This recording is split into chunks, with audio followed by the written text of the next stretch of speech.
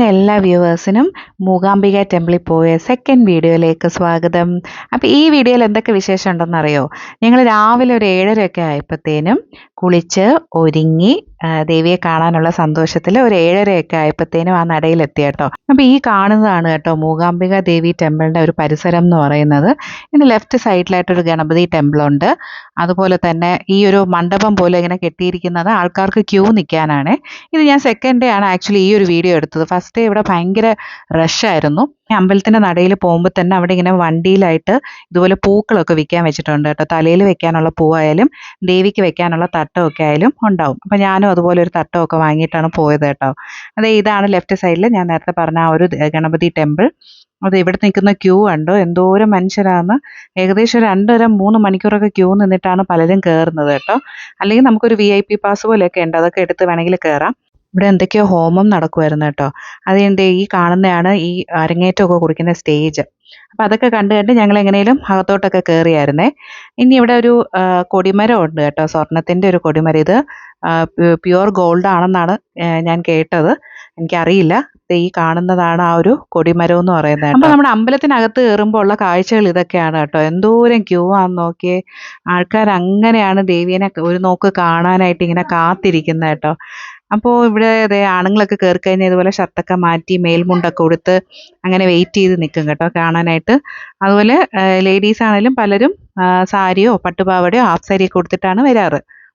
പിള്ളേരെ കൊണ്ടുവന്ന് നമ്മളിങ്ങനെ ക്യൂ നിൽക്കണമെങ്കിൽ അവർക്ക് എന്തെങ്കിലും ടോയ്സോ അങ്ങനെ എന്തെങ്കിലുമൊക്കെ കരുതിയിട്ട് വേണം വരാൻ. അവർക്ക് ഒട്ടും ക്ഷമ ഉണ്ടാവില്ല. അതെ, ഇവിടെ ഒരു പൂജാരിയെ കണ്ടോ, പുള്ളി വന്നിട്ട് അവിടെ ഒരു ഗണപതി ഉണ്ട്. ആ ഗണപതി വിഗ്രഹത്തിൽ തൊട്ടിട്ട് അവിടെ ഒരു പൂജ ചെയ്തിട്ട് പുള്ളി അകത്തോട്ട് പോവുകയാണേ. അപ്പോൾ ഇതിൻ്റെയൊക്കെ പിന്നിൽ എന്തെങ്കിലും കഥകളൊക്കെ ഉണ്ടാവും. അത്രയും ഡെപ്തായിട്ട് പറയാൻ എനിക്കറിയില്ല കേട്ടോ. ആ നേരെ കാണുന്ന സരസ്വതി മണ്ഡപമാണ്. ഞാനിപ്പോൾ ഈ ഫോക്കസ് ചെയ്തിരിക്കുന്നത് സരസ്വതി മണ്ഡപമാണ്. അപ്പോൾ അവിടെ നിന്നുള്ള തിരക്കെന്ന് വെച്ചാൽ കുഞ്ഞുങ്ങളെ ആദ്യാക്ഷരം കുറിക്കാനും അത് മാത്രമല്ല വലിയവർക്കും ഒക്കെ നമുക്കൊക്കെ പോയെങ്കിൽ അവിടെ പോയി എഴുതുകയും പാടുകയും ഡാൻസ് കളിക്കുകയും ഒക്കെ ചെയ്യാം. നമുക്ക് എന്ത് ദേവിയുടെ അനുഗ്രഹം വേണമെങ്കിലും അങ്ങനത്തെ കാര്യങ്ങളൊക്കെ നമുക്കവിടെ ചെയ്യാം കേട്ടോ. അപ്പോൾ ദേ ഇവിടെ ഈ കാണുന്നതാണ് ശ്രീകോവിലിൻ്റെ മുൻവശം എന്ന് പറയുന്നത് കേട്ടോ. അപ്പോൾ ഇവിടെ ജനങ്ങളിങ്ങനെ നിറഞ്ഞു നിൽക്കുകയാണ്. അതൊന്ന് ആ ഒരു ഡോർ ഓപ്പൺ ആക്കി കഴിഞ്ഞാൽ ഇങ്ങനെ ഇടിച്ചങ്ങ് കയറും കേട്ടോ, രക്ഷയില്ല. മോൾക്കൊക്കെ അവസാനം ദേഷ്യം വന്നു കേട്ടോ, അവിടെ കിടന്ന് ഞെരിങ്ങുന്ന ഒരവസ്ഥയായിപ്പോയി. എന്തായാലും നമുക്ക് കൺകുളിർക്കെ ദേവിയെ കണ്ട് തൊഴാൻ സാധിച്ചു. അത് കഴിഞ്ഞ് ഞങ്ങൾ ആ സൈഡിലെ മണ്ഡപത്തിൽ വന്നിരിക്കും. നമ്മളിപ്പോൾ ഏത് അമ്പലത്തിലായാലും കുറച്ച് നേരം പോയി അവിടെ ഇരിക്കാറുണ്ട് കേട്ടോ. അപ്പോൾ അതുപോലെ അവിടെ മണ്ഡപത്തിൽ പോയി കുറച്ച് നേരമൊക്കെ ഇരുന്നു. അത് കഴിഞ്ഞ് പുറത്തോട്ട് വന്നു കേട്ടോ. അതെ, ഇവിടെ കുഞ്ഞുങ്ങളെ നമുക്ക് എഴുതിക്കാനായിട്ട് ഇവിടെ കൊണ്ടുവന്നായിരുന്നേ. നമ്മുടെ പാത്തുക്കുട്ടി ദേവിയെ കണ്ട് തൊഴുത് ആദ്യാക്ഷരം കുറിക്കാനായിട്ട് അങ്ങനെ റെഡി ആയിട്ടിരിക്കുക കേട്ടോ. ഈ കാണുന്നതാണ് ഈ തടിയിലുള്ള രഥം കേട്ടോ. ഇതിലിരുത്തിയിട്ടാണ് ദേവീനെ എഴുന്നള്ളിച്ച് കൊണ്ടുവരുന്നത്. അപ്പോൾ അതിനുള്ളൊരു ടൈമായി. അപ്പോൾ ഇവിടെ ഇങ്ങനെ കൊട്ടും പാട്ടും മേളമൊക്കെ ആയിട്ട് ദേവീനെ ഇങ്ങനെ ഒരു രാജകുമാരിയെ പോലെ കേട്ടോ കൊണ്ടുവരുന്നത്. അപ്പോൾ ആദ്യം ഈ അടികയുടെ തലയിൽ ദേവീനെ ചുമന്നുകൊണ്ട് അവർ പ്രദക്ഷിണം വെക്കുവാണേ. അപ്പോൾ അത് ഞാൻ എൻ്റെ വ്യൂവേഴ്സിന് ഇത് കാണാൻ ആഗ്രഹിക്കുന്നവർക്ക് വേണ്ടിയിട്ടാണ് ഞാൻ ഇത്ര ഡീറ്റെയിൽഡ് ആയിട്ട് ആ ഒരു വീഡിയോ ഫോക്കസ് ചെയ്ത് എടുത്തിരിക്കുന്നത്.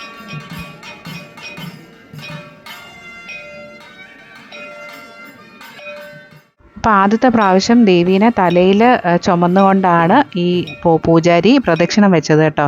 രണ്ടാമത്തെ പ്രാവശ്യം ദേവീനെ ഈ പല്ലക്കിലിരുത്തിയിട്ടാണ് ഇതുപോലെ പ്രദക്ഷിണം ചെയ്യുന്നത്. ശരിക്കും ഈ ഒരു കാഴ്ച എന്ത് മനോഹരമാണെന്ന് വെച്ചാൽ ഒരു കളർഫുൾ ആയിട്ടുള്ളൊരു കാഴ്ചയാണ് കേട്ടോ. ആ ദേവിയുടെ പല്ലക്കായാലും മുത്തുക്കുടയായാലും അതൊക്കെ കണ്ടിങ്ങനെ ഇരിക്കാൻ നല്ല രസമാണ്. അപ്പോൾ ഈ തേരിങ്ങനെ റെഡി ആയിട്ടിരിക്കുകയാണ് കേട്ടോ. കാരണം ദേവീനെ 1-2 പ്രദക്ഷിണം കഴിഞ്ഞാൽ ഈ ഒരു തേരിൽ കയറ്റി പൂജയൊക്കെ ചെയ്തിട്ടാണ് പല്ലക്കിൽ കയറ്റി ശ്രീകോവിലിൽ കൊണ്ടുപോകുന്നത്. അപ്പോൾ ഈ തേരിൽ നിൽക്കുന്ന ഈ പോറ്റിയാണ് ഇവിടുത്തെ പ്രധാന പോറ്റി കേട്ടോ.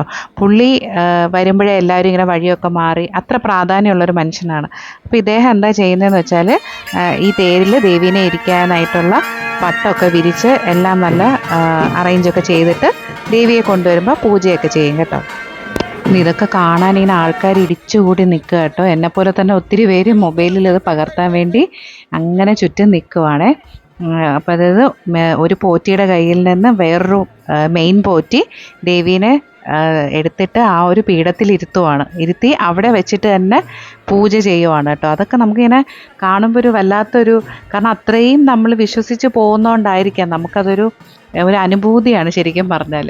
അപ്പം മൂകാംബിക ദേവിയെ കൺകുളിർക്കെ കാണാനായിട്ട് ആഗ്രഹിക്കുന്ന എൻ്റെ വ്യൂവേഴ്സിന് വേണ്ടിയിട്ടാണ് ഞാൻ ഈ ഒരു വീഡിയോ ഇങ്ങനെ ഡീറ്റെയിൽഡായിട്ട് എടുത്തത് കേട്ടോ. ശരിക്കും പറയുന്നത് മൂകാംബിക ദേവി വിളിച്ചാൽ മാത്രമാണ് നമുക്കവിടെ എത്തിച്ചേരാൻ പറ്റുന്നത്. അല്ലാതെ നമ്മൾ എന്തൊക്കെ പ്ലാൻ ചെയ്താലും അങ്ങനെ ഇങ്ങനെയൊന്നും പോകാൻ പറ്റില്ല എന്ന് ഞാനിങ്ങനെ അറിഞ്ഞിട്ടുണ്ട് കേട്ടോ. ഒരു കേട്ടറിവാണ്. അപ്പോൾ അതുകൊണ്ട് തന്നെയാണ് ഞാൻ ഈ ഒരു വീഡിയോ എടുത്തത്. കാരണം പോകാൻ പറ്റാത്ത ആരെങ്കിലും ഉണ്ടെങ്കിൽ അവർക്കൊക്കെ കാണാൻ വേണ്ടിയിട്ടാണ് ഞാൻ ഇങ്ങനെ ഒരു വീഡിയോ ചെയ്യുന്നത്. എനിക്ക് ചുറ്റുമുള്ള ഈ ജനങ്ങളെ കണ്ടു. ഇവരൊക്കെ എന്തിനാണ് ഇങ്ങനെ വെയിറ്റ് ചെയ്ത് നിൽക്കുന്നതെന്നറിയോ? ഈ രഥം വലിക്കുമ്പോൾ ഇതിൽ ചേർത്ത് കെട്ടിയിരിക്കുന്ന ഒരു വലിയ കയറുണ്ട് കേട്ടോ. അപ്പോൾ അതിൽ പിടിച്ച് വലിക്കുമ്പോഴാണ് ഈ രഥം ഇതുപോലെ മൂവ് ചെയ്യുന്നത്. അപ്പോൾ അതിന് വേണ്ടിയിട്ട് ഇങ്ങനെ ആ രഥത്തിലൊന്ന് പിടിക്കാൻ വേണ്ടി കാത്തു നിൽക്കുന്നതാണ് കേട്ടോ ഇവരൊക്കെ. അങ്ങനെ ഇതുപോലെ ഈ രഥവും പ്രദക്ഷിണം വെച്ച് കൊണ്ടുവരും കേട്ടോ. അപ്പം അതൊക്കെ ഒരു ഭാഗ്യമായിട്ടാണ് പലരും കാണുന്നത്. അങ്ങനെ ആ രഥം പ്രദക്ഷിണം വെച്ച് ദേ കറങ്ങി വരുക കേട്ടോ, കൊട്ടും പാട്ടും മേളമൊക്കെ ആയിട്ട്. ശരിക്കും ഇത് കണ്ടിരിക്കാൻ നല്ല രസമാണേ. ഇവിടെ ദേവിയുടെ പ്രതിഷ്ഠ മാത്രമല്ല കേട്ടോ, ഇവിടെ മഹാദേവനുണ്ട്, ഹനുമാൻ സ്വാമിയുണ്ട്. മഹാദേവൻ്റെ ഇവിടെ വീരഭദ്രൻ എന്നാണ് പറയുന്നത്. അതുപോലെ തന്നെ ഗണപതിയുണ്ട്, മുരുകനുണ്ട്, അങ്ങനെ ഒരുപാട് പ്രതിഷ്ഠകളുണ്ട് കേട്ടോ. നാഗരാജാവിൻ്റെ ഉണ്ട്. തിരിച്ച് ആ രഥത്തിൽ നിന്ന് ദേവീനെ ഇറക്കിയിട്ട് വീണ്ടും പല്ലക്കിൽ വെച്ച് ശ്രീകോവിലിനകത്ത് കൊണ്ടുപോയി പ്രതിഷ്ഠിക്കുകയാണ് കേട്ടോ ചെയ്യുന്നത്. അപ്പം ഈ ഒരു സമയം കൊണ്ട് ഇവിടെ ഒരാൾ ആദ്യാക്ഷരമൊക്കെ കുറിച്ച് കേട്ടോ, നമ്മുടെ പാത്തുക്കുട്ടി. അപ്പം അതവരെ ഒരു മഹാഭാഗ്യമായിട്ടാണ് കാണുന്നത് കേട്ടോ. യാദൃശ്ചികമായിട്ടാണ് പെട്ടെന്ന് ഇങ്ങനെ മൂകാംബികയിൽ വരാനൊക്കെ അവർ തീരുമാനം എടുത്തത്. അപ്പോൾ അതേപോലെ നമ്മുടെ ഋഷിക്കുട്ടനെ ഇവിടെ എഴുതിക്കാനിരുത്തി. പക്ഷേ അവൻ ഭയങ്കര വാശിയായിരുന്നു. ആ അരിയും തട്ടമൊക്കെ എടുത്തവൻ ദൂരെ കളയുന്ന ഞാൻ കരുതിയത് കേട്ടോ. പക്ഷേ എന്തോ ഭാഗ്യത്തിന് പിടിച്ച് ദൈവം അതിനെനിക്കുള്ള ശക്തി വന്നു അവനെ പിടിച്ചിരുത്തി എഴുതിക്കാനായിട്ട്. മോളെ എഴുതിച്ചു, മോനെ എഴുതിച്ചു കേട്ടോ. അതിൽ നമ്മളിങ്ങനെ സ്വർണ്ണം മോതിരം വെച്ച് അവരുടെ നാക്കിലും എഴുതും. പോറ്റി പറയുന്ന പോലെ നമ്മൾ എഴുതി കൊടുക്കും. ഇതായിരുന്നു കേട്ടോ ഋഷിക്കുട്ടൻ്റെ അവസ്ഥ. ഒരേ കരച്ചിലായിരുന്നു. ആദ്യം അവൻ അരിയിലൊന്നും തൊടാൻ പോലും തയ്യാറായില്ല കേട്ടോ. പിന്നെ പോറ്റി 2 വഴക്കൊക്കെ കൊടുത്തിട്ടാണ് ആൾ ഇച്ചിരിയെങ്കിലും ഒന്ന് എഴുതാൻ സമ്മതിച്ചത്. പക്ഷെ ഒരു കാര്യം നമ്മൾ എടുത്തു പറയണം, ഈ പോറ്റിമാരൊക്കെ, അതായത് ഇവരെ അടിക എന്നാണ് പറയുന്നത്, ഞാൻ നേരത്തെ പറഞ്ഞായിരുന്നു. അപ്പം ഇവർ വളരെ ആത്മാർത്ഥമായിട്ടാണ് നമുക്ക് ഈ കാര്യങ്ങളൊക്കെ, ഇത്രയും തിരക്കും ആൾക്കാരും ഉണ്ടെങ്കിലും ഓരോ കുഞ്ഞിനെയും അവർ വളരെ ആത്മാർത്ഥമായിട്ടാണ് കാര്യങ്ങളൊക്കെ പറഞ്ഞു തന്ന് എഴുതിച്ച് നമ്മളെല്ലാം അവർ ചെയ്തു തരുന്നത് കേട്ടോ നമുക്ക് വേണ്ടി. അവർക്ക് അങ്ങനെ ഇത്ര രൂപ ദക്ഷിണ എന്നൊന്നും ഇല്ല കേട്ടോ. നമുക്ക് ഇഷ്ടമുള്ള പൈസ ആണ് നമ്മൾ അവർക്ക് കൊടുക്കുന്നത്. അത് കഴിഞ്ഞ് ഇവിടെ ഒരാൾ കരഞ്ഞ് തളർന്ന അരിയൊക്കെ നെഞ്ചിലിരിക്കുവാണേ. ഒരു ടോയൊക്കെ കൊടുത്ത് സമാധാനിപ്പിച്ചു. എന്തായാലും ഇതോടുകൂടി ഇനി അവൻ അമ്പലത്തിലേക്കൊന്നും വരത്തില്ല എന്ന് അപ്പോഴേ പറഞ്ഞു കേട്ടോ. ഇനി ഒരു അമ്പലത്തിലും അവൻ വരത്തില്ല എന്ന് പറഞ്ഞായിരുന്നു. കാരണം അത്രയ്ക്ക് തള്ളും ബഹളവും തിരക്കും ഒക്കെ ആയിരുന്നു കേട്ടോ. ആൾക്കാർക്കൊന്നും ഒരു ക്ഷമയും ഇല്ല. അവരെല്ലാം ഇങ്ങനെ ഇടിച്ച് കയറുകയാണ് ഈ കുഞ്ഞുങ്ങളെയൊക്കെ എഴുതിക്കാൻ വേണ്ടി. ഈ ഒരു സീസൺ ആയതുകൊണ്ടാണ് ആക്ച്വലി ഇത്രയും തിരക്ക് കേട്ടോ. അങ്ങനെ അമ്പലത്തിലൊക്കെ പോയ ക്ഷീണമൊക്കെ മാറാനായിട്ട് ഞങ്ങൾ തിരിച്ച് ഞങ്ങളുടെ ഹോട്ടലിൽ വന്നു. അവിടെ റെസ്റ്റോറൻ്റ് ഉണ്ടായിരുന്നു. അങ്ങനെ രാവിലത്തെ ഒരു കാപ്പിയൊക്കെ കുടിച്ചു. അപ്പോൾ നല്ല ഒന്നാന്തരം മൊരിഞ്ഞ ദോശയും അതുപോലെ നല്ലൊരു കോഫിയും പിന്നെന്താ പൂരിയും കറിയും ഒക്കെ ഉണ്ടായിരുന്നു കേട്ടോ. നല്ല ഡീസൻറ്റ് ഫുഡായിരുന്നു. അപ്പോൾ ഇതൊക്കെ കഴിച്ചിട്ട് നമ്മുടെ അടുത്ത പ്ലാൻ എന്തായിരുന്നെന്നറിയോ? കുടജാദ്രിയിലേക്ക് പോകാമെന്നുള്ളതായിരുന്നു. അപ്പോൾ ആ ഒട്ടും സമയം വേസ്റ്റ് ചെയ്യാതെ തന്നെ ഞങ്ങൾ പോയി ഡ്രസ്സൊക്കെ ചേഞ്ച് ചെയ്തിട്ട് കുടജാദ്രി പോകാനുള്ള പരിപാടിയായിരുന്നു കേട്ടോ. ഏകദേശം ഒരു 1:30 മണിയൊക്കെ ആയി കാണും. ആ ഒരു ടൈമിലാണ് നമ്മളെല്ലാവരും റെഡി ആയിട്ട് ഇറങ്ങുന്നത്.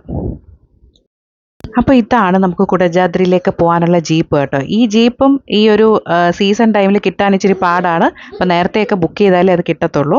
അപ്പോൾ ഇവിടെ നിന്ന് അങ്ങോട്ടുള്ള ഒരു വിശേഷമൊക്കെ ഞാൻ നെക്സ്റ്റ് വീഡിയോയിൽ ചെയ്യാവേ. കാരണം ഇപ്പോൾ തന്നെ ഏകദേശം ഒരു 8 മിനിറ്റിൻ്റെ വീഡിയോ ആയിട്ടുണ്ട്. നിങ്ങളെ കൂടുതൽ ബോറടിപ്പിക്കുന്നില്ല. Till then bye by.